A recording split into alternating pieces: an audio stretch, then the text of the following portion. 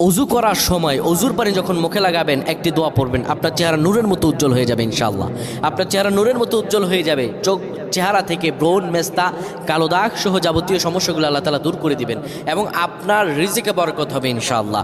আপনার দোয়াগুলো কবুল হয়ে যাবে। অনেকের চেহারা সুন্দর কিন্তু তাকাতে ইচ্ছে করে না, মনে হয় চেহারায় নুন নাই, কিন্তু অনেকের চেহারাই কালো কিন্তু দেখতেও ভালো লাগে। যেমন এই যে বেলাল হাবশি, চেহারা দিকে তাকালেই শান্তির সুবাতাস বয়ে আসতো। সাহাবীরা যার চেহারা দেখে অনেক প্রশংসিত করিয়েছিল এবং যার কলব স্বচ্ছ ছিল।